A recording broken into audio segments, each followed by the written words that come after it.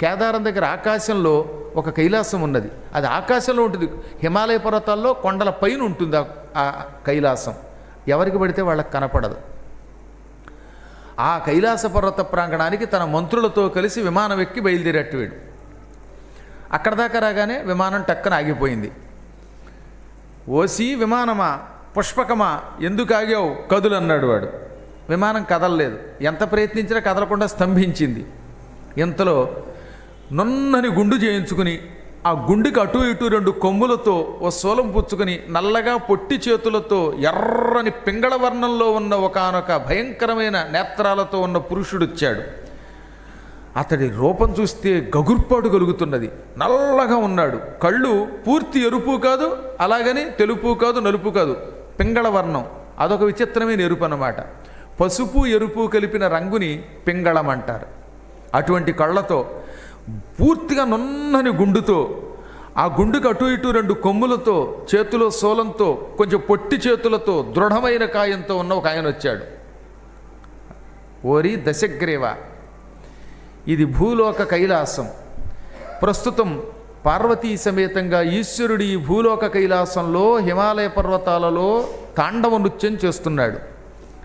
గిరిరాజ కన్యకతో పరమేశ్వరుడు తాండవ నృత్యం చేస్తున్న ఈ కైలాసం దగ్గర ఎవ్వడి విమానము ముందుకు కదలదు. అందుకే నీ విమానం స్తంభించిపోయింది. నా మాట విని ఈ విమానాన్ని వెనక్కి తిప్పుకుని వెళ్ళిపో, లేదా నడిచి కాలినడకన వెళ్ళి ఈశ్వరుడి కాళ్ళ మీద పడు అనగా వాడు ఏమన్నాడో తెలుసా? వీడా శివభక్తుడు. ఎవడ్రా వాడు శివుడు అన్నట్టు. వీడు మదాంధుడు కాబట్టే ఆ వచ్చినవాడు 6 రంగులో కనబడ్డాడు వాడికి. ఆ వచ్చినవాడు నందీశ్వరుడు. నందీశ్వరుడు చాలా అందంగా తెల్లగా ఉంటాడు. ఆ రూపం చూస్తే ముగ్ధ మనోహరమైన ఆ రూపం చూస్తే మనందరం పరవశించిపోతాం. ఎవరికి? పుణ్యాత్ములకి. పుణ్యాత్ములకి నందీశ్వరుడి రూపం అందంగా కనపడుతుంది. పాపాత్ములకి నల్లగా పింగళ వర్ణంలో ఉన్న కళ్ళతో, కొమ్ములతో, బోడిగుండుతో, వికృతంగా శూలంతో కనపడుతుందట. నరవానరాకారంతో ఉన్నట్టు ఆయన. ఎవడా శివుడు అన్నాడు వాడు. అప్పటికింకా వాడికి శివభక్తి రాలేదులండి. చావు దెబ్బలు తగిలాక శివభక్తి వచ్చింది. ఈ పరమమూర్ఖుడు అలా అనగానే పకపకానవి, మూర్ఖుడా, ఈశ్వర అనే శబ్దానికి అర్థం తెలియనటువంటి నీచుడివా, చదువుకున్నావుగా, మీ నాన్న విశ్రవసుడి దగ్గర వేదాలు అంతో ఎంతో చదువుకున్నావు, నువ్వే సామాన్యుడివి కాదు. వేదములన్నీ ఈశ్వరుడు అంటే సమస్త లోకాలకి అధిపతి అని, ఈ ప్రపంచానికి సృష్టికర్త అని, త్రిమూర్తులను సృష్టించిన వాడు ఆయనేనని చెబుతున్నాయి. ఆ వేదాలు కూడా నీకు తెలియదా? ఏ మహానుభావుడి కడగంటి చూపుతో ఈ చరాచర జగత్తంతా ఆవిర్భవించిందో అటువంటి పరమేశ్వరుడు అర్ధనారీశ్వరుడు ఈ పైన ఉన్నాడు. ఆ ఈశ్వరుడి గురించి నీకు చెప్పిన అర్థం కాదు, పో అన్నాడు ఆయన. అనగానే వీడు పక్కపక్కనవి, ఓరి కోతి ముఖం వాడా, ఈశ్వరుడని కూడా ఒకడు ఉన్నాడా, వాడికి నువ్వు కాపలా కాసేవాడివా, నీ పేరేమిటంటే నందీశ్వరుడు అన్నట్ట, నీ మొహం నీ కోతి మొహంలాగే ఉంటుందా నీ దేవుడి ముఖం అన్నాడు వాడు. దాంతో నందీశ్వరుడికి ఆగ్రహం కలిగి నా రూపాన్ని చూచి పరిహసించి నన్ను వానరముఖ అన్నావు కదా, ఇదే నీకు నా శాపం. శీఘ్రకాలంలో నిన్ను వధించటానికి ఒక మహావీరుడు నరవంశంలో జన్మిస్తాడు. ఆయనకి సాయంగా ఎలుగుబంట్లు, కొండముచ్చులు, పండుకోతులు వస్తాయి. ఈ వానరులు, భల్లూకాలు కలిసి నీ నగరం ధ్వంసం చేసి పారేస్తాయి. నీ లంకా నగరాన్ని వానరుడు తగలబెట్టేస్తాడు. అప్పుడు నేనంటే ఏమిటో తెలుస్తుంది. నరవానరుల వల్ల నీకు చావు, నీ నగర వినాశనం తప్పదు, నువ్వు పతనం అయిపోతావు, పో అని చెప్పించగానే దేవతలు పైనుంచి ఈ శాపం ఎప్పుడు పెడతాడని చూస్తున్నారు. వాళ్ళు పూలవర్షం గుట్టలు గుట్టలు కురిపించేశారట. పువ్వులు ఆయన మీద పడగానే వీడు పకపకానవి, ఈ కోతిగాడి శాపం నాకు ఫలిస్తుందా అని మంత్రులకేసి తిరిగి, మంత్రులారా, ఈ విమానం ఎలాగో కదలడం లేదు, ఎవడో శివుట్ట, వాడికో భార్యట, వాడికో కాపలా వట్ట, వీళ్ళు వచ్చి మనల్ని బెదిరిస్తారా?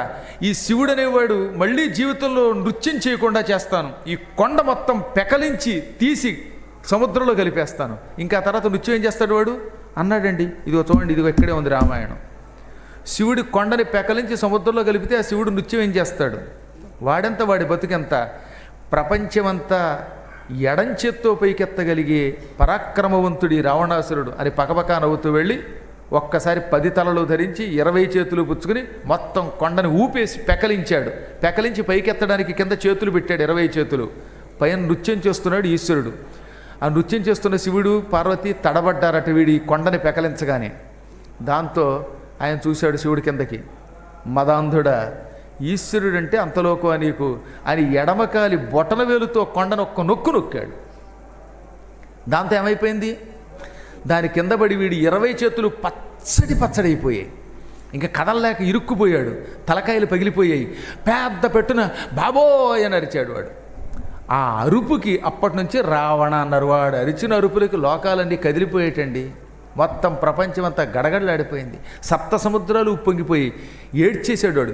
1000 ఏళ్ళు వాడి శరీరం దాని కింద పడి నలిగిపోయిందిట. మంత్రులు వచ్చి, మహారాజా మా మాట విను, ఈశ్వరుడు సమస్త లోకాలకి మూలకారకుడు, ఆయనే మన వాళ్ళందరికీ వరాలు ఇచ్చాడు. ఒకప్పుడు మీ వంశం వాడైన సుకేశుడిని రక్షించింది ఆయన. నువ్వు తొందరపడి మా మాట వినకుండా ఈ కొండెత్తావు అంటే ఈ ఏడుపులో పడి వాళ్ళ మాట వాడికి వినబడలా. కొంతకాలానికి చేతులు నలిగిపోయి బాబోయ్ బాబోయ్ అని ఏడుస్తూ ఉండగా చివరికి దగ్గరకు వచ్చి ప్రహస్తుడు, మహాపరుషుడు, మాల్యవంతుడు వాళ్ళ తాతయ్య ఉన్నాడుగా మాతామహుడు, వాడు వచ్చి, రావణ పరమేశ్వరుడు వేదస్వరూపుడు, వేదమంత్రములతో సామవేద మంత్రాలతో ఆయన్ని స్తోత్రం చేస్తే ఆయన జాలి పడతాడు, ఆయన అనుగ్రహం పొందితే బాగుపడతావు లేకపోతే చచ్చిపోతావు అనగానే అప్పుడు వీడికి వెలిగింది.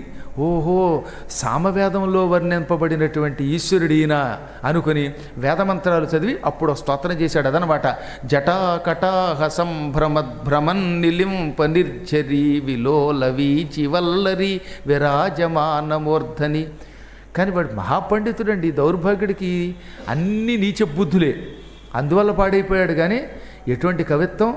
జడలు, శివుడి జడలు ఓ పెద్ద గిన్నె అన్నాడు. కటాహం అంటే పెద్ద దబరా గిన్నె.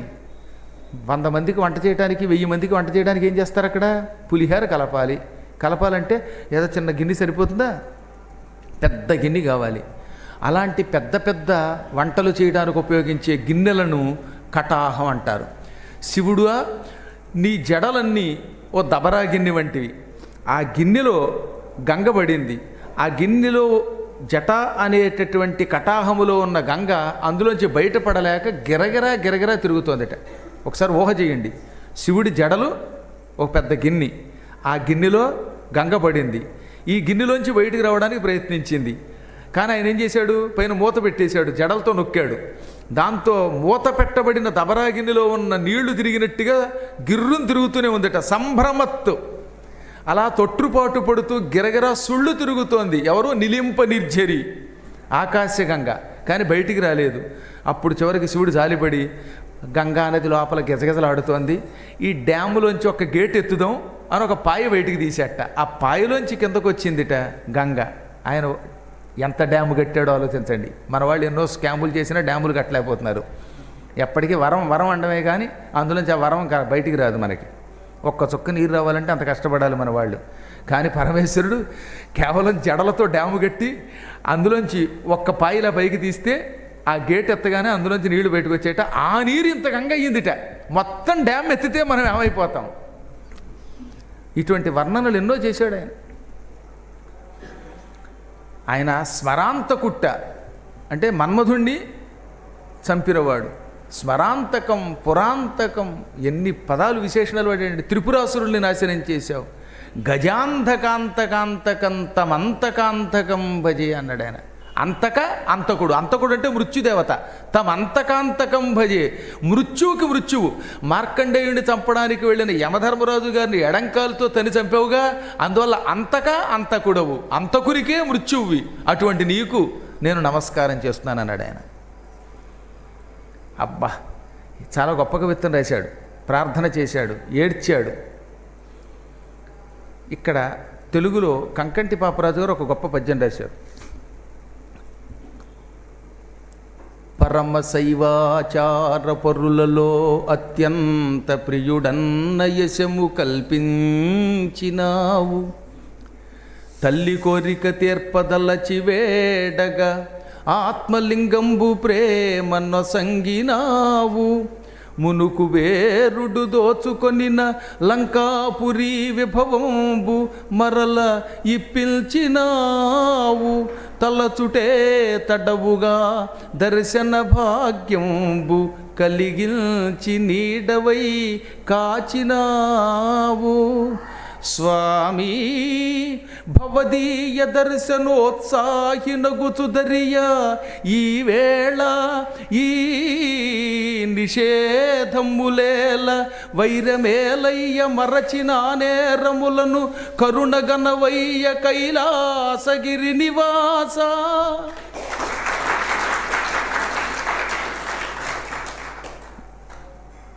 అని ఆక్రోశిస్తే అప్పుడు ఈశ్వరుడు ప్రత్యక్షమై ఈ స్తోత్రానికి మెచ్చుకొని, నేనేమన్నా తప్పులు చేస్తే ఆ తప్పులు క్షమించు, వైరమేలయ్య మరచిన నేరములను కరుణగనవయ్య కైలాసగిరి నివాస అన్నాడు. ఈశ్వరుడు బోళాశంకరుడు. ఈ శివుడు ఒకడు నేనొకడు మాకు పెచ్చుకుంటుంది కొంచెం. ఎవడనో దండం పెడితే కరిగిపోతాం. ఆ తర్వాత వాడు ఈ దండం తర్వాత ఏ దండం పెడతాడో తెలియదు. అయినా ఏం చేస్తాం, ఇది మానవ సహజం.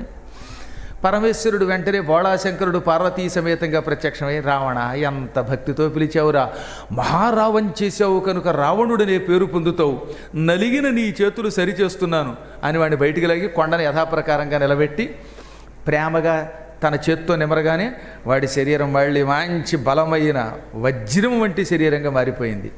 అప్పుడు వాడు, పరమేశ్వర నీ రూపాన్ని చూశాను, తెలియక అజ్ఞానిని నోటికొచ్చినట్టలా మాట్లాడాను. బ్రహ్మదేవుడి వరాల వల్ల నాకు ఎలాగో దీర్ఘాయువు ఉన్నది, నన్నెవరూ చంపలేరు. కానీ బ్రహ్మ ఇచ్చిన ఆయువు నాకు తక్కిన కాలాల్లో సుఖంగా వెళ్ళేలా చెయ్యి. వాడికి లోపల భయం ఉందండి. వాళ్ళ నాన్న శాపం పెట్టాడు, నందీశ్వరుడు శాపం పెట్టాడు కదా, అందుకని ఆ భయం కొంత లోపల లేకపోలేదు. అందుకని తక్కిన కాలములలో సుఖంగా బ్రతికేటట్టుగా చెయ్యి. తర్వాత నాకు ఎలాగో నరులన్నా వానరులన్నా భయం లేదు, వాళ్ళ చేతిలో తప్ప ఇంకెవరి చేతిలో చావు లేకుండా వరం ప్రసాదించు అనగా, నీకు అన్ని వరాలు బాగుంటాయి.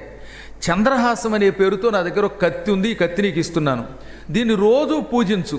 దీనిని నీవు పూజించినంతకాలం ఈ కత్తి నీ ఇంట్లో ఉంటుంది. ఏ రోజు పూజించకపోతే ఆ రోజు నీ ఇంట్లోంచి మాయమైపోయి కైలాసానికి వస్తుంది. ఈ కత్తి నీ దగ్గర ఉన్నంత వరకు నిన్ను ఎవరూ చంపలేరు. ఈ కత్తితో నువ్వు ఆఖరికి నన్ను కూడా చంపగలుగుతావు. అలాంటి వరం ఇస్తాను. ఎవడన్నా ఇలా ఇస్తాడా? ఇచ్చేసాడు ఆయన. చెప్పానుగా, ఓ దండం పెట్టాడు. ఆహాహా వీడు నా భక్తుడు అనుకున్నాడు. చంద్రహాసం ఇచ్చేట. చివరికి ఏమైందో తెలుసా? ఈ చంద్రహాసం సీతాదేవి లంకానగరంలో ప్రవేశించాక ఈ చంద్రహాసాన్ని పూజించడం మానేడు. ఆ చంద్రహాసం మాయమైపోయింది. అది వాడి చేతిలో ఉంటే వాడిని జయించడం కష్టం. సీత లంకలో అడుగు పెట్టనంత వరకు వాడు శివుణ్ణి పూజించాడండోయ్. ఒక్కసారి సీత అడుగు పెట్టింది, ఇంకా లింగ పూజ పోయింది వాడికి. ఆ తర్వాత చంద్రహాస పూజ పోయింది. సీతనే లేవగానే చూడటం మొదలెట్టాడు. దాంతో ఆ చంద్రహాసం మాయమైపోయింది. ఆ చంద్రహాసం వాడి దగ్గర ఉంటే రాముడు వాడిని జయించడం ఎంత కష్టమయ్యేదో ఆలోచించండి. ఆఖరికి శివుణ్ణి కూడా చంపగలిగే కత్తిటది. ఇలాంటి వరాలు ఇచ్చేస్తాడు శివుడు పాపం. అందుకే శివుడు అన్నారు ఆయన్ని, బోళాశంకరుడు అన్నారు ఆయన్ని. అమాయకుడు ఆ పరమాత్ముడు. ఎంత అమాయకుడైనా వాడిని అవతల వాడిని చూసే ఇస్తాడు ఆయన.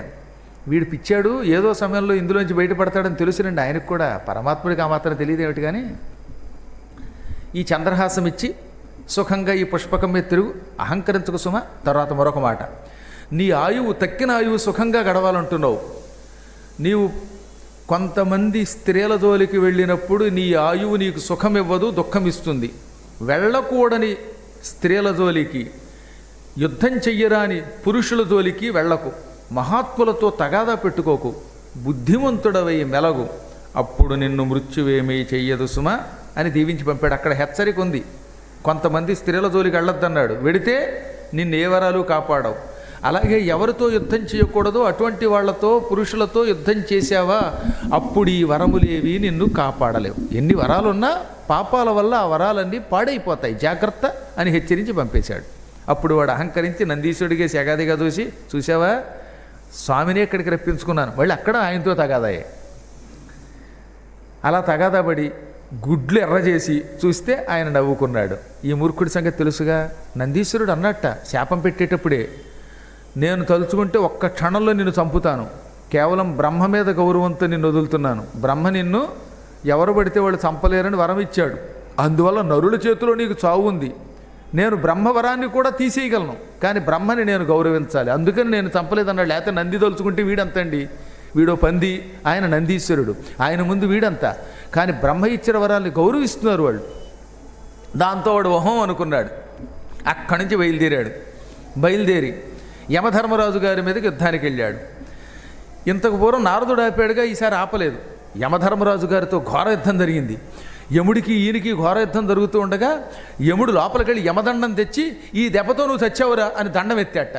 వెంటనే బ్రహ్మ వచ్చి, చాలు ఆ దండం పొరపాటును కూడా వాడి మీద వేయకు. ఎందుకో తెలుసా, యమదండమును ఎవరి మీదకు వేసినా వాడు చావవలసిందే అని శివుడు నీకు వరం ఇచ్చాడు.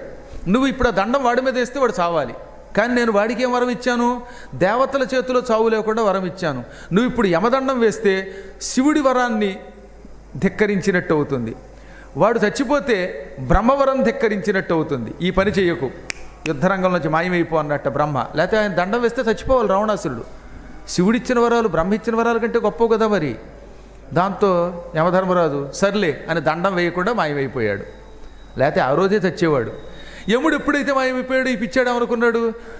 యముడు నన్ను చూచి యుద్ధరంగంలో పిరికాడై పారిపోయాడు. యముడిని జయించా, మృత్యువుని జయించా అని విర్రవీగాడు. అక్కడి నుంచి బయలుదేరాడు. వరుణదేవుడి మీదకి వెళ్ళాడు. వరుణుడితో ఘోర యుద్ధం చేశాడు. వరుణుడు ఓడిపోయి తన మెడలో ఉన్న దండ వాడికి ఇచ్చేశాడు. అమ్లానము అనేటటువంటి ఒక దండ ఉన్నది, ఎప్పుడూ వాడిపోని తామరపూల దండ, అది తీసేసుకున్నాడు వాడు. అక్కడి నుంచి ఇంద్రుడి మీదకి వెళ్ళాడు. ఇంద్రుడితో ఘోర యుద్ధం జరిగింది. 10 సంవత్సరముల కాలం మహేంద్రుడితో యుద్ధం జరిగింది. ఇంతలో ఈ మేఘనాథుడు ఇంద్రజిత్తు వచ్చాడు. వాడు మేఘాల్లో ఉండి యుద్ధం చేసేవాడు. అపారమైన వరాలు పొందినవాడు, బ్రహ్మని మెప్పించినవాడు. వాడికి ఎవరి వల్ల చావు లేదట. పరమబ్రహ్మచర్య నిష్ఠాగరిష్ఠుడైన వ్యక్తి చేతిలో తప్ప వాడికి చావు లేదు. అందువల్ల వాడు ఇంద్రుడిని బంధించి లంకానగరానికి పట్టిపోయి చెరసాల్లో వేశాట. బ్రహ్మదేవుడు వచ్చి, రావణాసురుని మించినవాడు నువ్వు, ఇంద్రుడిని బంధించి చెరసాల్లో వేస్తే ఎలాగా అంటే, నువ్వు ఆజ్ఞాపిస్తే వదిలేస్తానన్నట్ట. నేను ఆజ్ఞాపిస్తున్నాను, వాడిని విడిచిపెట్టే అనగానే బ్రహ్మగారు వరాలు ఇచ్చినవాడు గనక, మహాత్ముడు గనక ఇంద్రజిత్తు వాడిని విడిచిపెట్టాడు. ఇంద్రుణ్ణి జయించి చెరసాలలో పెట్టడం వల్ల మేఘనాథునికి ఇంద్రజిత్ అని పేరు వచ్చింది. అప్పటిదాకా వాడి పేరు మేఘనాథుడు. వాడు ఎంత గొప్పవాడో ఆలోచించండి. వాడికి బ్రహ్మ ఏమని వరం ఇచ్చాడు? నువ్వు నికుంభిల అని ఒక యజ్ఞం ఉన్నది, ఆ యజ్ఞము చేసి శత్రువుల మీద యుద్ధానికి వెడితే ఎంత శత్రువైనా నీ చేతిలో ఓడిపోతాడు, లేక చస్తాడు. ఆ యజ్ఞం మధ్యలో పాడైపోతే మాత్రం ఎవరి వల్ల యజ్ఞం ధ్వంసమయ్యిందో వాడి చేతిలో చావు నీకు తప్పదు. ఆ వ్యక్తి పెళ్ళయ్యుండి బ్రహ్మచారి అయ్యి ఉంటాడు, అటువంటి వ్యక్తి చేతిలోనే నీకు మరణం అన్నాడు. పెళ్ళైన బ్రహ్మచారి ఎవరు? లక్ష్మణుడు. 14 ఏళ్ళు వనవాసంలో భార్య లేకుండా కఠోర బ్రహ్మచర్య దీక్షతో విహరించాడు. అందుకే లక్ష్మణుడి చేతిలో చచ్చాడు వాడు. ఆ లక్ష్మణుడు కూడా నికుంభిల యాగం చేయబోతుంటే, లంకానగరంలో నికుంభిల అని ఒక దేవత ఉన్నది, మహాకాళి. ఆవిడ కాళిక యొక్క రూపం. ఆవిడకి యజ్ఞం చేసేట. ఆ యజ్ఞాన్ని పూర్తి చేసి ఉంటే ఆ రోజుతో లక్ష్మణుడు కూడా చచ్చిపోవాలి. అందుకే విభీషణుడు వాడు యజ్ఞం చేస్తున్నాడు, ఆ యజ్ఞం పాడు చేస్తే వాడికి చావు తప్పదంటే లక్ష్మణుడిని ఈ హనుమంతుడు భుజం మీద ఎక్కించుకుని తీసుకెళ్ళాడు. విభీషణుడు ఆ యజ్ఞం జరిగే స్థలం చూపించాడు. ఆ యజ్ఞం పాడు చేశాడు లక్ష్మణుడు. దాంతో లక్ష్మణుడి చేతిలో వాడు మరణించాడు. అంతటి వీరుడు ఇంద్రజిత్ అంటే. ఈ విధంగా ఇంద్రజిత్తు సహాయంతో ఇంద్రుని జయించి అక్కడి నుంచి బయలుదేరాడు. అగ్నిని జయించాడు, నిరుతిని జయించాడు, వాయువుని జయించాడు. ఒక్క ఈశానుడంటే శివస్వరూపం కనుక ఆయన జోలికి వెళ్ళలేదు. అక్కడి నుంచి వాడు బయలుదేరాడు. ఒక రోజున మంచి పూర్ణిమ రోజు, శరత్కాల పూర్ణిమ. కార్తీక మాసంలో పూర్ణిమ ఎలా ఉంటుందో మీకు చెప్పాలా? కార్తీక పూర్ణిమ, ఆశ్వయుజ పూర్ణిమ, ఈ రెండు కూడా కలిపి శరత్ పూర్ణిమ అని పిలువబడతాయి. ఈ కాలములో పిండి వెన్నెలు కురుస్తుంది ఆకాశం నుంచి. స్వచ్ఛంగా ఉంటుంది నేల, వాతావరణం ఆహ్లాదంగా ఉంటుంది. బాగా ఎక్కువ చలి ఉండదు, అలాగని వేడి ఉండదు. అటువంటి పూర్ణిమ నాడు పుష్పక విమానం ఎక్కి వాడు నందనవనం కేసి బయలుదేరాట. దారిలో ఓ చోట ఒక పరమసుందరి కనపడింది. బంగారుపు రంగులో ఉన్నది ఆ సుందరి. తెల్లని బట్టలు కట్టుకుంది. ఆ బట్టలు కట్టుకున్నప్పుడు బొడ్డు బయటికి కనబడేలాగా కట్టుకున్నదట. బొడ్డు కిందకి కట్టిందట. పూర్వం పతివ్రతలు బొడ్డు కిందకి చీర కట్టేవారు కదా, పూర్వం పతివ్రతలను ఉండేవారు. అందుకని వాళ్ళు కొన్ని నియమాలు పాటించేవారు. అందుకని కిందకి కట్టింది ఈవిడ. పెద్ద నాభి కనబడుతూ ఉండగా తెల్లని వస్త్రాలు కట్టుకుని, పెద్ద జుట్టు కొప్పు కింద పెట్టుకుని, కొప్పులోంచి కొంత జుట్టు కిందకి విడిచిపెట్టి అందులో మల్లె పువ్వులు పెట్టుకుని, శ్వేత వస్త్రాలతో ఒళ్ళంతా చందనం పూసుకుని పాటలు పాడుకుంటూ బయలుదేరింది. ఆవిడే దేవలోకంలో నాట్యం చేసే రంభ. ఈవిడ నలకోబరుండి, కుబేరుడి కుమారుణ్ణి నలకోబరుండి వరించి పెళ్లి చేసుకుంది.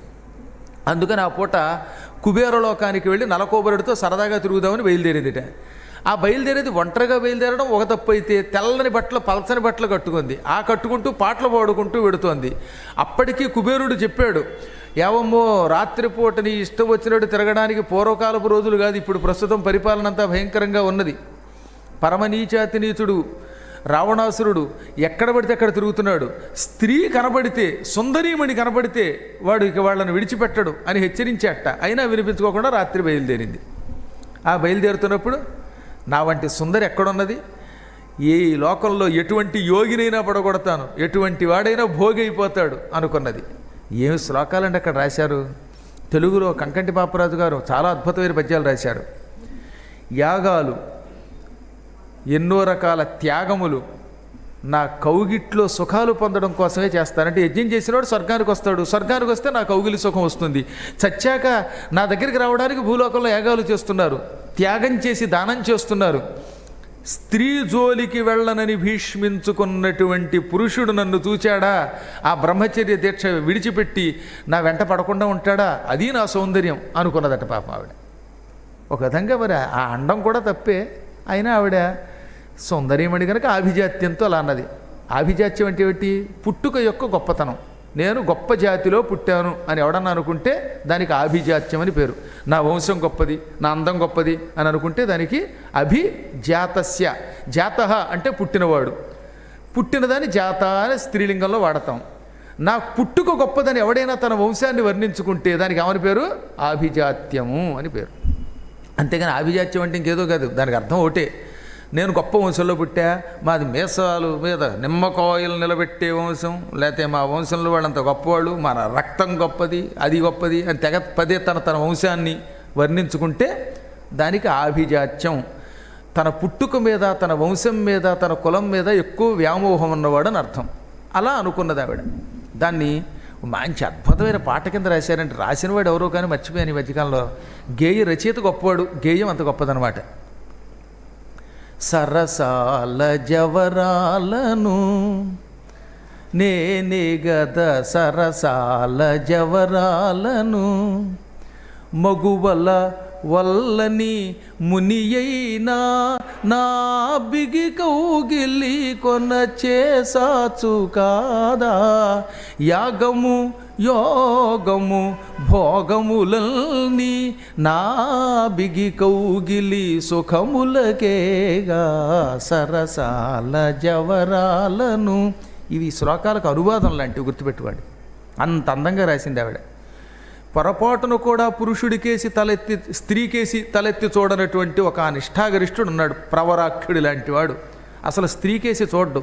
అటువంటి వాడు కూడా నన్ను చూశాడంటే కౌగిలించుకోవడానికి చెయ్యి చాచకుండా ఉంటాడా? ఈ భూలోకంలో చేసే యాగాలు, ఈ యోగాలు, ఈ త్యాగాలు నా కౌగిల్లో సుఖం కోసమే కదా అనుకుంటూ పాడుకుంటూ నలకోబరుడున్న చైత్రవనం కేసి బయలుదేరింది.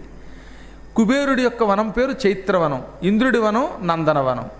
ఈ చైత్రవనం కేసు వెడుతున్న సమయంలో విమానంలో, పుష్పక విమానంలో రావణాసురుడు చూశాడు. వాడికి మతిపోయింది. ఏమి సౌందర్యం! ఇంత పూర్వం ఎంతోమంది సుందరీమణులు కనబడ్డారు.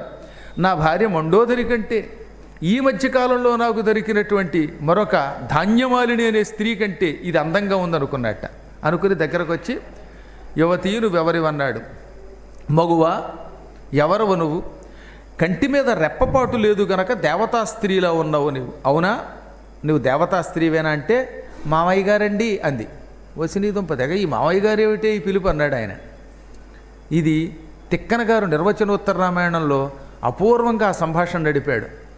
మామగారు అంటావు, ఎవరు నువ్వంటే, అదేమిటండి అలా అంటారు, నేను మీ కోడలనండి, మీ అబ్బాయికి భార్యనంటే, మా అబ్బాయి ఇంద్రజిత్తు నిన్ను తీసుకొచ్చినట్టు నేను చూడలేదన్నాడు.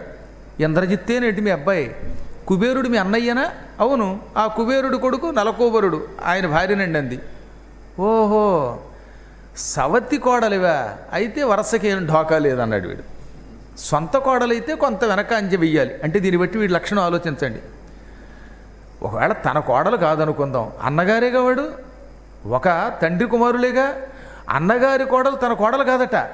అలాంటి వరస ఎరగనటువంటి కామపిశాచివాడు, వాడు గొప్పవాడు అని పోస్టింగ్ పెట్టిన దౌర్భాగ్యుడు ఈ కామపిశాచి యొక్క వంశంలో పుట్టినవాడు అనమాట. ఎంత నీచులు కాకపోతే రావణుడు బ్రహ్మ ఏంటండి? వాడు ఒక్కసారి బ్రహ్మవంశంలో పుట్టినా నిత్యం పచ్చి గొడ్డు మాంసం తినేస్తాడు, మనుషుల్ని పీక్కు తింటాడు. ఇందాక చెప్పాను కదా, కుబేరుడు దూతను నరికేసి తాను తినమని తన సేవకులకు ఇచ్చాడు. వాడు జ్ఞానే. శివుణ్ణి తెగ తిట్టాడు, శివభక్తుడా. తర్వాత సావు దెబ్బలు తగిలేక పూజించడం పక్కన పెట్టండి. దెబ్బలు తగలకే తను శివుడిని తెగ తిట్టినవాడు, నందీశ్వరుని తిట్టినవాడు, కనిపించిన స్త్రీని ఎత్తుకుపోతాడు, వాడు గొప్పవాట. ఏం చేస్తాం, కాలప్రభావం వల్ల ఏంటంటే మూర్ఖుల చేతికి ఏది పడితే అది రావడం ఎంత ప్రమాదమో తెలుస్తున్నదన్నమాట. సరే, ఇది పక్కన పెడితే కుబేరుడు కోడలు గనక వరసకేం ఢోకలేదు, అయినా కోడలతో రమించటం మంచిది మా రాక్షస జాతికి అనగానే ఆవిడ తెల్లబోయి పొల్లు పగు బ్రహ్మవంశమున్న బుట్టి శృతుల్ పఠించి ఘోర నిష్ఠల తపము బొనర్చి బహు సత్క్రియలుదిన మిమ్ము వంటి పెద్దలే తగువావియుల్ వరుస దప్పి చరించిన ధాత్రిలోపలల్ కలులిక పాయనేరుతురే కాపథముల్ ధనుజాధినాయక. ఇది తిక్కన గారి నిర్వచనోత్తర రామాయణంలో పద్యం. పవిత్రమైన బ్రహ్మవంశంలో పుట్టావు. బ్రహ్మమానస పుత్రుడు పులస్త్య ప్రజాపతి, ఆయన కొడుకు విశ్రవసుడు, విశ్రవసుడు కొడుకు నువ్వు, అంటే బ్రహ్మవంశంలో పుట్టావు. అక్కడ తాగావా, మీ నాన్నగారి దగ్గర శృతుల్ పఠించి వేదాలు చదువుకున్నావు, నిష్ఠతో తపస్సు చేసావు, ఎన్నో మంచి యజ్ఞములు చేసావు. 10 తలలు నరుక్కుని యజ్ఞం చేశాడు కదా బ్రహ్మ కోసం, కాబట్టి సామాన్యం కాదు అది, గొప్ప యజ్ఞము చేసావు. ఇన్ని రకాలైన మంచి పనులు చేసిన నువ్వు వావి వరస విడిచిపెట్టి అన్నగారి కోడల్ని పొందాలని కోరుకోవడం కంటే నీచమైన పరువు మరొకటి ఉన్నదా? నీ వంటి వాళ్ళు మహాత్ములు త్రోవ తప్పితే, వరుస తప్పి చరిస్తే ఈ లోకంలో నీచులు రెచ్చిపోరా? వాళ్ళంతా నిన్ను ఆదర్శంగా చేసుకోరా? నీచ మార్గంలో వాళ్ళు ప్రవర్తించరా? నువ్వు ఆలోచించు ధనుజాయుధనాయగా అనగానే అప్పుడైనా వెళ్ళిపోవాలి. వాడు ఏమన్నాడు తెలుసా? అలాగా దేవతా స్త్రీలకి వేశ్యలకు కూడా వరసలు ఉంటాయా?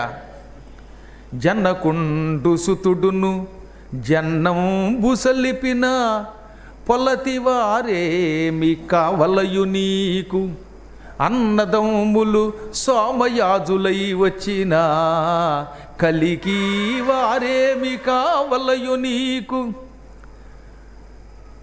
తండ్రియు తనయుండు యజ్ఞంబు సలిపిన లలన వారేమి కావలయు నీకు, అన్నదమ్ములు సోమయాజులై వచ్చిన లలనా వారేమి కావలయు నీకు. ఇంత అద్భుతమైన పద్యం మానవమతుడు రాయలేడు. కంకంటి పాపరాజు గారు ఉత్తర రామాయణంలో శ్లోకానికి అనువాదంగా ఈ పద్యం రాశారు. ఓ చోట అన్న తమ్ముడు యజ్ఞం చేసి సోమపానం చేసి శరీరం విడిచిపెట్టారు. శరీరం విడిచాక స్వర్గానికి వస్తారు. ఇప్పుడు ఈ అన్నదమ్ములు ఇద్దరిని నువ్వు వరించక తప్పదు, అప్పుడు నీకు వాళ్ళ వరస ఏమవుతుంది అన్నాడు. చచ్చాక ఎక్కడో స్వర్గానికి వెళ్ళాక వరస ఏమిటండి, బతికొండగా వరస. కానీ మూర్ఖుడు తన పాండిత్యాన్ని అలా వినియోగించి అన్నదమ్ములు యజ్ఞము చేసి సోమరసం తాగి శరీరం విడిచిపెట్టి స్వర్గానికి వచ్చాక రంభ సంభోగం పొందాల్సిందే కదా, అప్పుడు వాళ్ళు ఏమవుతారు? ఓ తండ్రి కొడుకు ఇద్దరు యజ్ఞం చేశారు, స్వర్గానికి వచ్చారు. అప్పుడు ఆ తండ్రికి కొడుక్కి నువ్వేమవుతావు? బావగారు మరిదిగారు యుద్ధంలో చచ్చారు, వాళ్ళిద్దరూ యుద్ధంలో చచ్చిపోతే వీరస్వర్గం పొందుతారు. అప్పుడు వాళ్ళు నీకేమవుతారు? ఈ విధంగా వాడు నోటికొచ్చినట్టు మాట్లాడి వా వివరుసలు గండియంపవచ్చితేని కలికి మాతోడవాటాడవశమే నీకు, వనిత మాతోడమాటాడవశమే నీకు, చాలు చాలింక వెర్రి వాదాలు మాని వగలు తీరిచి ఎరవే చిగురుబోణి. అనవసరంగా వ్యర్థవాదాలు చెయ్యకు. వావి వరస గురించి నాకు చెప్పకు, నీ సంగతి నాకు తెలుసు. దేవవేశ్యలకి వరస లేదు, ఎవడొస్తే వాడితో తిరగవలసిందే. ఇదంతా నిజంగా కల్పితం. దేవవేశ్యలకి వరస లేకపోవటం, ఈ ఇష్టవతిరెడు తిరగడం, మనం అనుకున్న ఈ సంభోగాలు స్వర్గంలో నిజంగా ఉండవు. స్వర్గసుఖాలు వేరు. అయినా రావణాసురుడి జ్ఞానం అంతవరకే ఉంది గనక నీకు వరస ఏమిటి, ఈ సంభాషణ వ్యర్థ సంభాషణ విడిచిపెట్టు, నాతో క్రీడించన్నాడు. అప్పటికే ఆవిడ ఎన్నో చెప్పింది, చెప్పినా వినిపించుకోలేదు. మీద పడ్డాడు. పరమనీచుడు వీడు. ఇక్కడ వాల్మీకి రాసినటువంటి ఘట్టాన్ని వివరిస్తే మీకు ఆశ్చర్యం కలుగుతుంది. అంత వర్ణన నేను కూడా చేయలేను. ఎందుకంటే కొన్ని మగవాళ్ళు కూడా వర్ణించలేనంత జుగుప్సాకరమైన పనులు వాడు చేశాట. ఒక ఆవు వెంటపడినట్టుగా, ఒక దున్నపోతు ఒక గేదె వెంటబడ్డట్టుగా, ఒక మంచి తామర పువ్వుల చెరువులో మదపుటేనుగు ప్రవేశించి ఆ చెరువుని కలచివేసినట్టుగా కలచివేసేటామండి. ఓ చోట తామర పువ్వుల కొలను ఉన్నది. ఆ కొలను నిండా తామర పువ్వులు, తామర కాడలు, కలువ పువ్వులు ఉన్నాయి. అందులో మదపుటేనుగు ప్రవేశిస్తే ఎలా ఉంటుందండి? తొండంతో తెంపేస్తుంది, కాళ్ళతో తొక్కేస్తుంది, ఆ కొలను కొలనంతా మురికి మురికి అయిపోతుంది. అలా కలచివేయబడిన ఏనుగు చేత కలచబడిన పద్మాకరం వలె కొలనువలే అయిపోయేది పాప ఆవిడ. అలా ఆవిడని బలాత్కరించి శరీరాన్ని చిన్నాభిన్నం చేసి చీరలు చింపిబారేసి నగలన్నీ తెంపిబారేసి ఆవిడ ఆపాదమస్తకం అంతా కంపైపోయేలా చేసేశాడు. ఆ తర్వాత నవ్వుకుంటూ పోయేట పైగా, చూసావా నీ అంతటి నీవు అంగీకరించి ఉంటే రాక్షసరతి జరిగేది కాదన్నట్టు పైగా ఏడుస్తూ ఇలాగే వెళ్ళి నలకోబరుడి దగ్గరికి వెళ్ళి ఏడ్చి, చూసావా మీ మామగారు మీ తండ్రి గారు రావణుడు చేసిన పని అనగా, నలకోబరుడు ఆగ్రహోదగ్రుడై, ఓరి నీచ రావణ, గర్వాంధుడవై కోడల్ని బాబోయని మొరపెట్టుకున్నా వినిపించకుండా రంభని చెరిచావు, ఇదే నీకు నా శాపం అని చేతిలోకి నీళ్లు తీసుకుని, ఈ రోజు నుంచి నీకు ఇష్టము లేని స్త్రీని, అంగీకరించని స్త్రీని బలాత్కారంగా అనుభవిస్తే నీ తల 100 చెక్కలైపోగా కానీ శపించాడు. దేవతలు పుష్పవర్షం కురిపించారు. ఇది జరిగిన కొద్ది రోజులకి మళ్ళీ వీడు బ్రహ్మలోకానికి బయలుదేరాడు. అందరూ దేవతలు ఎందుకు సంతోషించారు? నలకోబరుడు శాపం పెట్టాడు, పరస్త్రీ తోలికెడితే వాడి తలకాయ తెగిపోతుంది, తలకాయ 100 చెక్కలు అయిపోతుందని. ఇది జరిగిన ఒక ఏడాది తర్వాత బ్రహ్మలోకం కేసి బయలుదేరట్టు వీడు బ్రహ్మ దర్శనం చేసుకుందామని. ఆ దారిలో పుంజికస్థల అని ఒక అప్సరస కనపడింది. ఎంత అందంగా ఉంటుందో! పుంజికస్థల రంభని మించిన గొప్ప అప్సరస. ఈ పుంజికస్థల బ్రహ్మదేవుడి సన్నిధానంలో నృత్యం చేయడానికి ఎడుతోంది, పాటలు పాడి నృత్యం చేయడానికి. ఇంతలో ఈ దౌర్భాగ్యుడు ఆవండి పట్టుకున్నాడు, ఆవండి చెరిచాడు. వాడి తలకే 100 చెక్కలు అవ్వలేదు. ఎందువల్ల? బ్రహ్మగారు ఇచ్చిన వరాలు వీడికి ఉన్నాయి. గుర్తుపెట్టుకోవాల్సింది ఏంటంటే, నలకోబరుడి యొక్క శాపం మాట వరసకు కూడా రావణాసురుడికి తగలలేదు. నలకోబరుడి తపశ్శక్తి కంటే రావణాసురుడి తపశ్శక్తి గొప్పది. శివుడు బ్రహ్మ వరాలు ఇస్తే వీడే శాపం పెడితే ఏం పని చేస్తుందండి? పద్మాకర్ గారు వరం ఇస్తే, ఏ కశ్యప్ గారు శాపం పెడితే ఆ శాపం తగలదు. ఇక్కడ గురువుగారి యొక్క వరం ఉంది, దాంతో వాడు ఏం అవ్వలేదు. కానీ పుంజికస్థల ఏడుస్తూ బ్రహ్మ దగ్గరికి వెళ్ళి మొరపెట్టింది, ప్రభు నీ సన్నిధానంలో నృత్యం చేయడానికి వస్తున్న నన్ను ఇలా చెరిచాడు రావణుడు అనగానే వెంటనే బ్రహ్మదేవుడు రావణాసురుని పిలిచి చేతిలోకి నీళ్లు తీసుకుని వాడి మీద జల్లి పిలిచి మరీ శాపం పెట్టాడు. మూర్ఖుడా, నీకు ఎవరో చెబితే వినవు, చస్తావు, అందుకే పిలిచి శాపం పెడుతున్నాను నేను. ఈ రోజు నుంచి నీకు ఇష్టం లేని స్త్రీని, ఇష్టం ఉంటే సరే నీ ఇష్టం, కానీ తొందరపడి ఎవరినైనా బలాత్కరిస్తే, ఇష్టం లేని స్త్రీని బలాత్కరిస్తే నీ తల 100 చెక్కలై తక్షణం చచ్చిపోతావు అని చెప్పించాడు. అప్పటి నుంచి రావణాసురుడు ఇష్టం లేని స్త్రీని బలాత్కరించట్లేదు, అందుకే సీతని బలాత్కరించలేదట వాడు. ఆ మాట మళ్ళీ వాడు యుద్ధకాండలో చెబుతాడు. యుద్ధకాండలో వాడితోటి మహాపారుషుడని ఒక రాక్షసుడు, ఎందుకు సీతను తెచ్చి అక్కడ పెట్టి రోజు బతిమాలతావు, కోడిలా బలాత్కరించవచ్చు కదా అంటాడు. కుక్కుట వృత్తేనా అంటాడు. అంటే అప్పుడు ఆయన, నాకు బలాత్కరించాలని లేక కాదు, ఒకప్పుడు రంభా సంగమం అలాగే చేశాను, ఆ తర్వాత పుంజికస్థలను అలాగే చేశాను, కానీ బ్రహ్మగారు నా నెత్తి మీద నీళ్లు చల్లాడు, శాపం పెట్టాడు. ఈ వరాలు ఇచ్చిన బ్రహ్మే శాపం పెట్టాడు. అందువల్ల పరస్త్రీని బలాత్కరిస్తే నా తలకే 100 చెక్కలే చేస్తాను, అందుకే రోజు ఎదురుగుండా పెట్టి బతిమాలుతున్నాను, లేకపోతే మీరు నాకు సలహా ఇవ్వాలా, మీకంటే 7 ఆకులు ఎక్కువ చదివాను అన్నాడు వాడు. ఎంత నీచుడు ఆలోచిస్తున్నారు ఇవన్నీ! మీరు వింటూ మీ రక్తం ఉడికిపోవాలి. వాడు పరమ పాపాత్ముడు అన్నమాట. అటువంటి పాపాత్ముడిని మహాపురుషుడు అండం. వాడికి ఏమీ తెలియదు. మన వాళ్ళు కల్పించి రావణుడు అంటే బ్రహ్మ, వాడేదో శివభక్తుడు, వాడు రాముడి చేతిలో తొందరగా చచ్చిపోవడానికి నీ పాపాలు చేశాడని మనం కల్పించుకున్నాం తప్ప రామాయణంలో ఎక్కడా లేదు. వాడికి శాపం వల్ల అన్నీ మర్చిపోయేవాడు, అలా రాక్షసుడిగా పుట్టాడు, పరమ పిశాచంలో ప్రవర్తించాడు. స్త్రీలని వాడు ఏడిపించినట్టుగా భూలోకంలో మళ్ళీ నరకాసురుడు ఏడిపించాడు తప్ప ఇంకెవరు ఏడిపించలేదు. ఇక్కడి నుంచి రావణాసురుడు భయపడేవట. ఎవరైనా అందంగా కనపడితే వాళ్ళు ఎత్తుకుపోయి బతిమాలి కాళ్ళు పట్టుకుని నన్ను వరించండో అనేవాడు. వరిస్తే వాళ్ళని భోగించేవాడు, లేదా చెరసాల్లో పెట్టి పీడించి బెదిరించేవాడు. ఇంకా ఆ రోజు నుంచి బలాత్కారాలు మాత్రం ఆగాయి. అక్కడి నుంచి బయలుదేరాడు మళ్ళీ వాడు. దారిలో ఒక అపూర్వమైన దృశ్యం చూశాడు. అక్కడ మహాద్భుతమైన సుందరీమణి ఒక యజ్ఞశాలలో కనపడింది.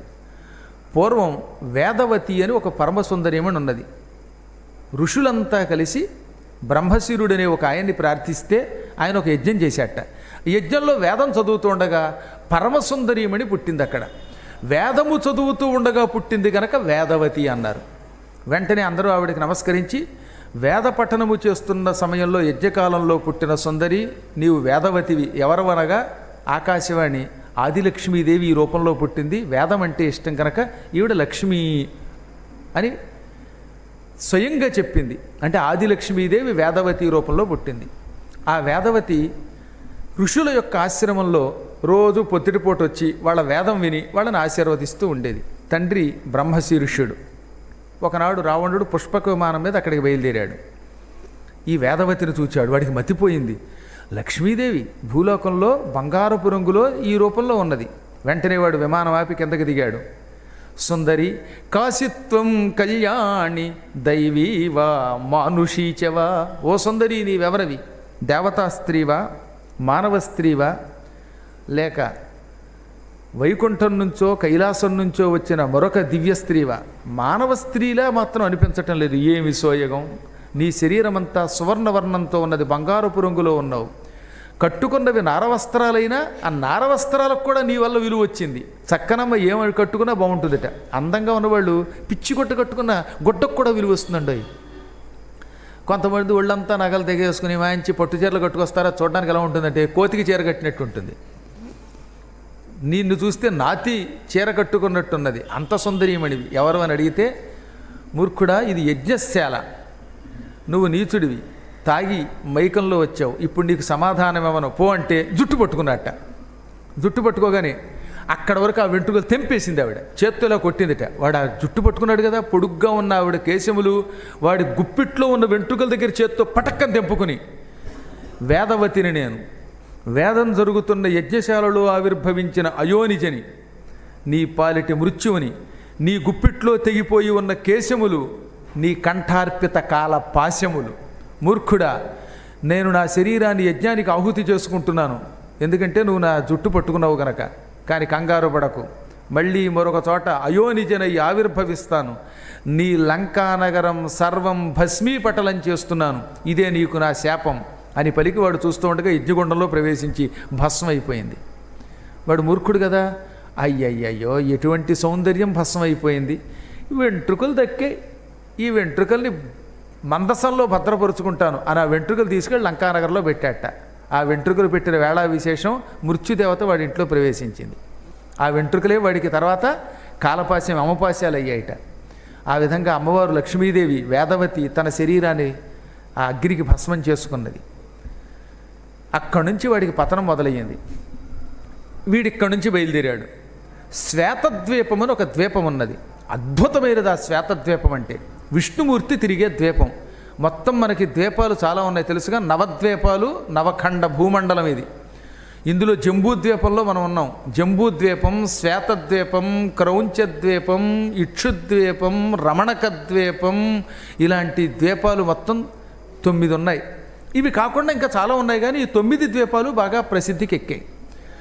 ఇది కాక సప్తద్వీపములని తర్వాత కాలంలో దాన్ని విభజన చేశారు. నవద్వీపాలు కాస్త నవద్వీపాలతో కూడినటువంటి మండలం కాస్త సప్తద్వీపం అయింది. అందుకే అప్పటి నుంచి సప్తద్వీప వసుంధర అండం మొదలుపెట్టాం మనం. ఆ సప్తద్వీపాలు ఏమేంటి వరసగా? శ్వేతద్వీపము, జంబూద్వీపము, క్రౌంచద్వీపము, ఇక్షుద్వీపము, రమణకద్వీపము, జాబాలి ద్వీపము, శ్వేతద్వీపం. ఇందులో శ్వేతద్వీపం విష్ణుమూర్తి యొక్క నివాస స్థానం. ఒక రోజున రావణాసురుడు అక్కడికి వెళ్ళాడు. మంచి పండు వెన్నెల కాస్తున్నది ఆ సమయంలో. ఆ పండు వెన్నెట్లో అపూర్వ రీతిలో బంగారపు రంగులో ఉన్న ఆడవాళ్ళు కొందరు ఆడుకుంటున్నారు. ఇంతకీ ఏం ఆడుకుంటున్నారు? పూలబంతితో ఆడుకుంటున్నారట, పూలబంతి విసురుకుంటూ. రావణాసురుడు విమానం ఆపి, అబ్బా సుందరీమణులు ఇంతమంది ఒకే చోట కనబడుతున్నారు, ఇటువంటి సుందరీమణులు నేను ఎక్కడ చూడలా, రంభ కంటే, పుంజికస్థల కంటే, ఇంద్రుడి భార్య శచి కంటే, ఆఖరికి పార్వతి కంటే కూడా అందంగా ఉన్నారు మీరు అంటూ వాళ్ళ వెంటబడ్డట. ఓహో నువ్వా రావణ, నీకేం కావాలి అన్నారు ఆ సుందరీమణులు. మీరే కావాలి, మీతో కాసేపు పూలబంతి ఆడుకుని ఆ తర్వాత మిమ్మల్ని అందరినీ లంకానగరానికి పట్టుకుపోతాను, నా లంకాద్వీపం మీకు ఇచ్చేస్తాను అనగా, అయితే ఈ పూలబంతి పట్టుకో అని విసిరారట. ఆ విసిరిన బంతిలో పట్టుకోపోయాడు. ఆ బంతి వచ్చి ముక్కుకు తగలగానే ఢామ్ అనే శబ్దంతో కుప్పకూలిపోయాడు వాడు. ముక్కు పగిలిపోయింది. పూలబంతి అనుకున్నాను, అమ్మ బాబోయ్ ముక్కిలా అయిపోయింది ఏమిటి అనుకుంటే ఆడవాళ్ళు పక్కపక్క నవ్వారు. రారా అన్నారట. చీరని జాగ్రత్తగా వెనక్కి బిగించి గోచీలో బంధించారట. ఒకళ్ళ తర్వాత ఒకళ్ళు కాలుతో తనడం మొదలెట్టారు. ఓ స్త్రీ ఎడంకాలతో తన్నింది. వీడు రివ్వును ఎగిరి కింద పడుతూ ఉంటే ఇంకో స్త్రీ రివ్వును పైకి లేచి, మనం ఈ మధ్యన కరాటే కొట్టి దెబ్బలు కొడుతున్నారు ఆడవాళ్ళు అలాగా, ఇంకొక ఆవిడ ఎడంకాలతో తన్నిందిట. కింద పడేవాడు పైకి లేచిపోయాడు. ఆ ఆడవాళ్ళు వాడిని కాసేపు ఫుట్బాల్ ఆడారు, క్రికెట్ బాల్ ఆడారు, సిక్సర్లు కొట్టారు వాడితో. వాడి శరీరం అంతా నలిగిపోయింది, చేతులు విరిగిపోయాయి, ముక్కులు పగిలిపోయాయి, తలకాయ పగిలిపోయింది. కాసేపు ఆడి వాడిని చేత్తో పుచ్చుకుని ఒక ఆవిడ గిర్రుని తిప్పి విసిరిందిట. వాడు బాబోయ్ అన్నాడు. ఆ శ్వేతద్వీపం దగ్గర వాడిని విసిరితే వచ్చి వాడు ఓ చోట పడ్డాడు. పడగానే నడుము విరిగినంత పని అయ్యి ఒళ్ళంతా రక్తం స్రవిస్తూ ఉండగా ఎక్కడున్నాను అనగా ఎంతలో విభీషణుడు వచ్చి, ఇదేమిటి మన ఊళ్ళో ఇలా గాయాలతో పడ్డావు అన్నయ్య అన్నట్ట. ఎవరది? కళ్ళు సరిగ్గా కనిపించట్లా అనగా నేనన్నయ్య విభీషణుడు అన్నట్ట. ఏమిటి? నేను శ్వేతద్వీపంలో ఉన్నానే, లంకాద్వీపానికి ఎప్పుడు వచ్చానన్నట్ట. ఏమో ఆకాశం నుంచి వచ్చి ఇక్కడ పడ్డాం అనగానే వాడికి మతిపోయి కాసేపు అతి కష్టం మీద తనను తాను సంభాళించుకొని ఒంటికి మందులు పోయించుకుని విభీషణుడు అడిగాడు అప్పటికి, ఎక్కడి నుంచి పడ్డావు? ఆకాశం నుంచి పడ్డావు ఏమిటంటే సిగ్గుపడి చెప్పలా. ఆడాళ్ళు తన్నారంటే పరువు పోదా? శ్వేతద్వీపంలో లేడీస్ తన్నారు వాడిని. విష్ణుమూర్తి యొక్క సేవకురాడు చెలికెత్తులు వాళ్ళు, వాళ్ళ దెబ్బకు వచ్చి భూమి మీద పడ్డాడు వాడు లంకాద్వీపంలో. మళ్ళీ జీవితంలో శ్వేతద్వీపం కేసి వెళ్ళలేదట. తర్వాత కొంతకాలం పోయాక వాడికి అనుమానం వచ్చి ఈ శ్వేతద్వీపం ఎక్కడుందా అని మళ్ళీ వెతికితే ఈసారి ద్వీపం కనబడలేదు వాడికి. ద్వీపం అన్ని వేళ కనబడదు. అప్పుడు వాడికి గుణపాఠం చెప్పడానికి ఆడవాళ్ళు కొళ్ళబొడిచి పారేశారు. ఒక 100 సంవత్సరముల కాలం పట్టిందిటండి ఆ గాయాల నుంచి బయటపడడానికి వాడికి. ఈ 100 ఏళ్ళు ఇక ఆడవాళ్ళకి మానభంగాలు లేకుండా పోయాయి. అంటే మానభంగాలు పోయాయి, ఎత్తుకు రావడం కూడా పోయింది. వాడు లంకానగరంలో ఉండి ఒళ్ళంతా మందులు పోయించుకుని కట్లు కట్టుకుని మొత్తం మీద 100 ఏళ్ళు కష్టపడ్డాక మళ్ళీ కోలుకున్నాడు. అనగానే రామచంద్ర ప్రభువుకు అనుమానం వచ్చింది. ఇంత పరాక్రమం చూపిస్తున్న వీడిని ఆ కాలంలో భూలోకంలో అడ్డుకున్న వాళ్ళు లేరా అంటే అడ్డుకున్న వాళ్ళు లేకపోవటం ఏంటి రామచంద్ర? వాడు చాలా కాలం ఊర్ధ్వలోకాల్లో తిరిగాడు. తర్వాత ఒకనాడు మీ అయోధ్య నగరం మీదకి దండయాత్రకు వచ్చాడు. ఇక్ష్వాకు మహారాజు గారి కుమారుడి పేరు అనరణ్యుడు. ఈ అనరణ్యుడు అనేవాడితో ఘోర యుద్ధం చేశాడు. అనరణ్యుడి నెత్తి మీద గదతో కొట్టాడు. కొట్టి కాలితో తన్ని హే హే హే మీ మానవులు మమ్మల్ని ఏం చేస్తారు, మీ బోడి సూర్యవంశం ఇంతేనా అన్నట్ట. అప్పుడు ఆయన చచ్చిపోయే ముందు, మూర్ఖుడా, మహావీరుణ్ణి నేను, కానీ మానవుల చేతిలో తప్ప మరెవరి చేతుల్లోనూ చావనన్న నిన్ను ప్రస్తుతానికి ఎందుకు చంపలేకపోతున్నానంటే మా వంశంలో మరొకడు పుట్టబోతున్నాడు. వీరులు యుద్ధంలో చావడం సహజం. అయినా నువ్వు నన్ను అపహసించావు, కాలితో తన్నావు, అందువల్ల ఇదే నీకు నా శాపం. నా ఇక్ష్వాకు వంశంలో, మా సూర్యవంశంలో త్రేతాయుగంలో రాముడని ఒకడు పుడతాడు, ఆ రాముడి చేతిలో నీకు చావు తప్పదు అని శపించాడు. శపించగానే దేవతలు పూలవర్షం కురిపించారు. ఇదే చెబుతున్నాను, నేను యజ్ఞములు చేశాను, తపస్సు చేశాను, దాన ధర్మాలు చేశాను, పురాణములు విన్నాను. ఆ శక్తి ధారపోసి మా వంశంలో రాముడు పుడతాడని, అతని చేతిలో నీకు చావు తప్పదని శపిస్తున్నాను అనగానే ఇదే నీ క్రొవ్వు అంటే అని గతతో తలకాయ పుర్రి పగలగొట్టి చంపేశాట. ఆ తర్వాత కొంతకాలానికి ఇక్ష్వాకు యొక్క వంశంలోనే పుట్టిన మాంధాత అనే ఒక రాజుతో యుద్ధం చేశాడు. మాంధాతకి ఈయనకి ఘోర యుద్ధం జరిగితే బ్రహ్మదేవుడు వచ్చి, మాంధాత వీరుడే, అతడు నీ చేతిలో చావడు. మాంధాతకి లవణాసురుడి చేతిలో చావు ఉన్నది, నీవు అతని చేతిలో చావవు, నిన్ను చంపేవాడు ఇంకా లేడు, మీ ఇద్దరు స్నేహితులు అవ్వండి అనగా మాంధాతతో స్నేహం చేసుకున్నాడు. కాబట్టి మాంధాతని ఈ రావణాసురుడు జయించలేకపోయాడు. అక్కడి నుంచి బయలుదేరాడు. కాలకేయులనే రాక్షసులతో యుద్ధానికి వెళ్ళాడు.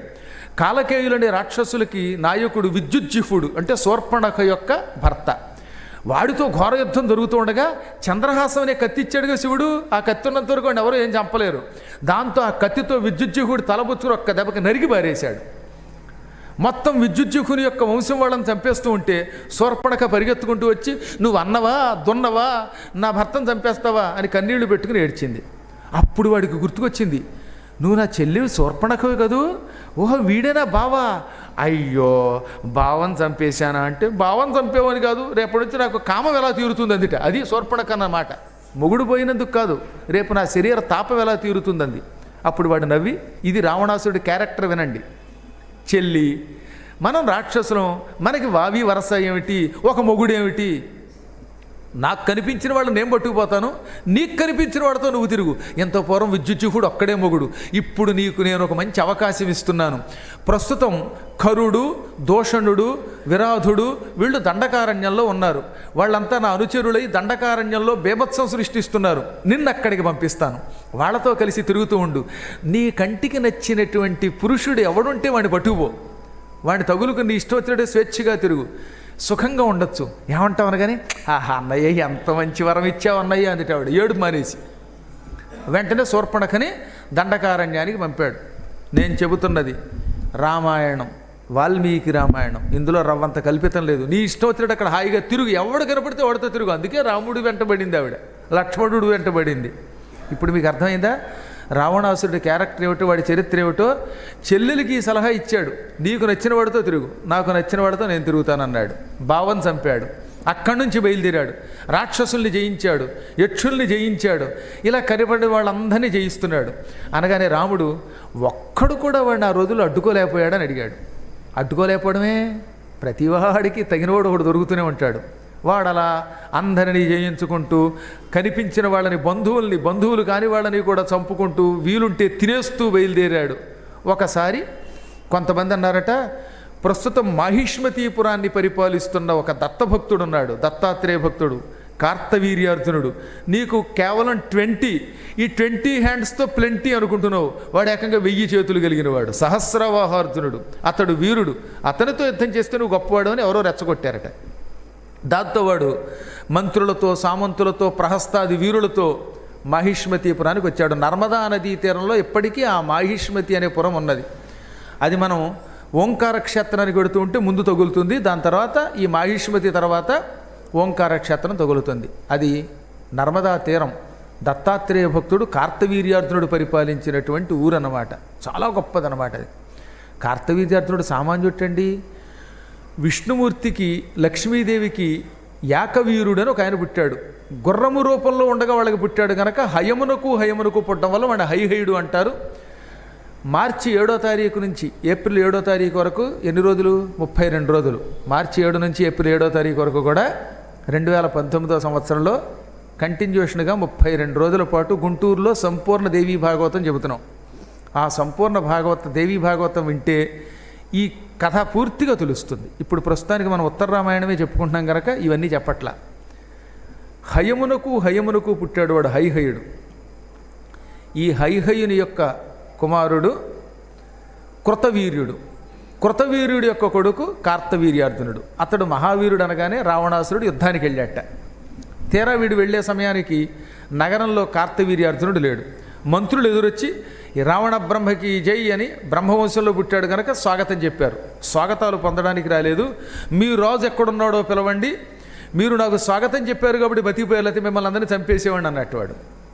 అదేమిటయ్యా మా రాజుగారితో నీకేం తగదంటే, ఏమో మీ రాజుని జయించాలని వచ్చాను రమ్మనండి అనగా, మా రాజుగారు తన భార్యలను వెంట పెట్టుకుని క్రీడకి బయలుదేరాడు, జలక్రీడలు ఆడుతున్నాడు అనగా, ఎక్కడున్నాడు అనగా, ఏమో ఏం చెబుతామండి, మా రాజుగారికి బుద్ధి పుట్టితే కానీ ఇక్కడికి రాడు, ఆయన మహావీరుడు ఎక్కడైనా చరిస్తాడు, ప్రస్తుతం నర్మదా నదీ తీరంలో ఎక్కడో తన భార్యలతో జలక్రీడలు ఆడుతున్నట్ట అనగానే మంత్రుల అదృష్టం బాగుంది, చంపలేదు వాడు స్వాగతం చెప్పారు కదా, వాళ్ళు కూడా ఔచిత్యం కలిగిన వాళ్ళు, ఏదో బ్రహ్మవంశంలో పుట్టారు కదా అని కాస్త స్వాగతం చెప్పారు కనుక వదిలేశాడు వాడు.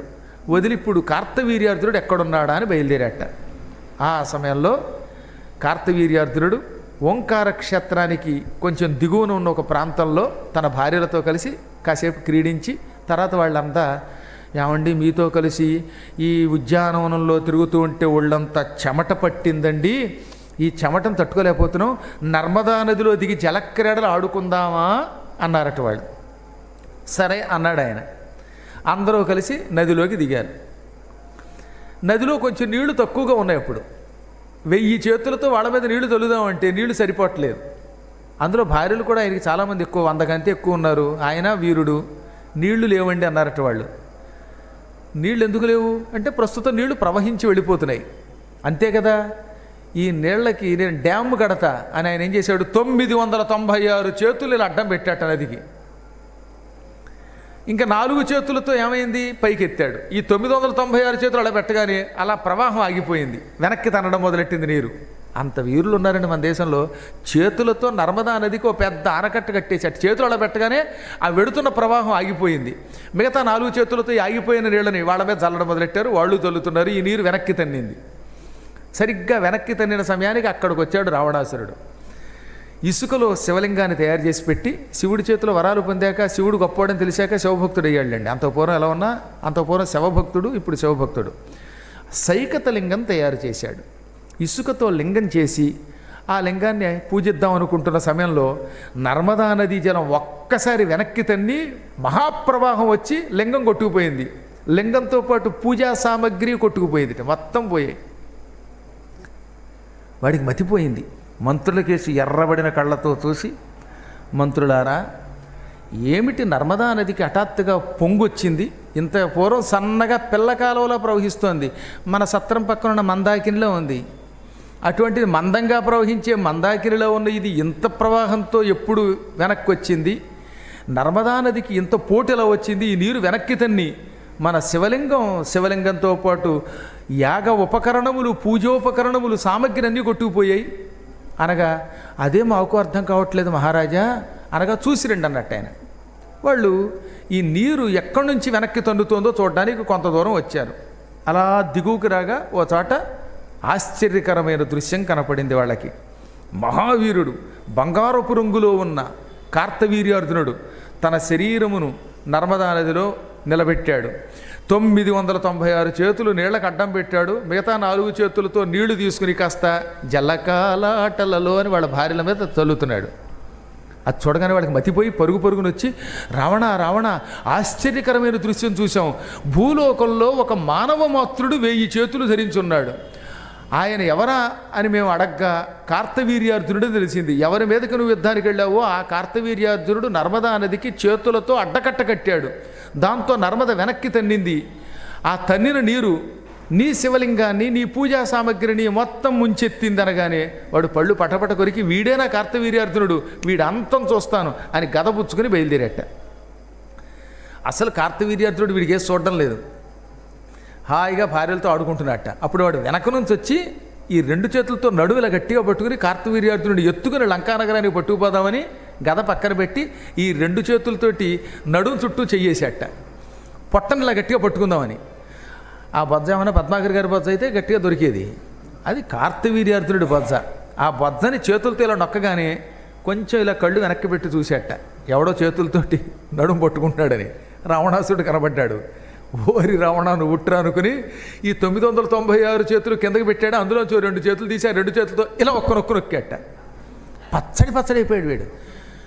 కార్తవీర్యార్జునుడు చేతులు ఎంత బలమైన అనుకుంటున్నారు? మన వాళ్ళు మామిడికాయ బద్దలు పెట్టుకోవాలనుకున్నా, కొబ్బరికాయ పచ్చడి చేయాలనుకున్నా వాళ్ళు ఏం రాళ్ళు పెట్టి కొట్టక్కర్లా. ఆయన చేత్తో ఇలా నొక్కాడంటే కొబ్బరికాయ లేదు, రబ్బరికాయ లేదు, పచ్చడే వాళ్ళు. ఈ 2 చేతులతో ఒక్క నొక్కగానే వీడు కిచ్చు కిచ్చు కిచ్చు అన్నట్ట. కిచ్చు లేదు, చచ్చు లేదు అనుకుని వాడిని గట్టిగా కాసేపు నొక్కి వదిలేశాడు. వాడికి మతిపోయింది.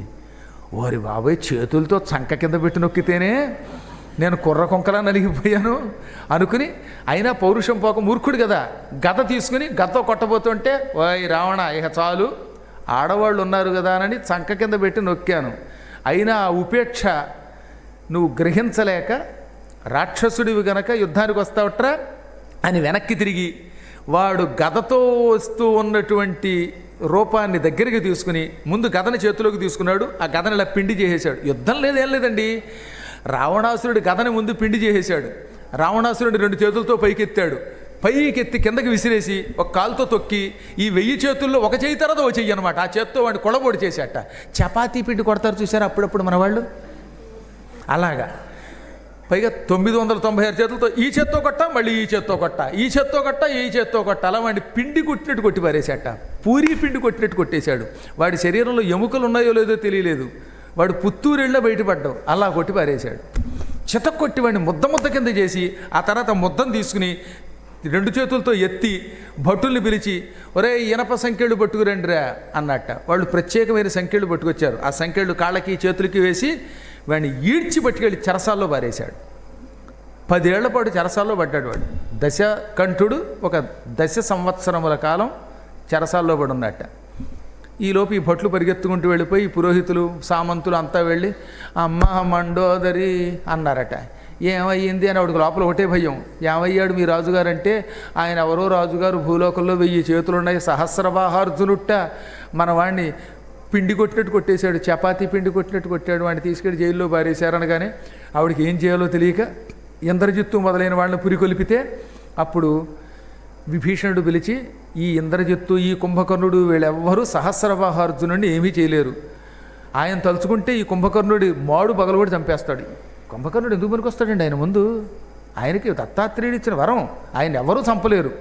నా చేతిలో తప్ప ఇంకెవరి చేతిలో చావులేదని వరం ఇచ్చాడు. అందుకే పరశురాముడి చేతిలో తెచ్చాడు ఆయన. విష్ణుమూర్తి చేతిలో తప్ప ఇంకెవరి చేతిలో చావులేదు వాడికి. మహావీరుడు. మన వాళ్ళు పెడితే అందరూ చస్తారు. మొత్తం లంకానగరం అంతా కొళ్ళబొడిచి చేత్తో పీకి తోటకూర కాడని పీకినట్టుగా, పొలంలో తోటకూర కాడ పీకుతారే అలా పీకి సముద్రంలో కలిపేస్తాడు.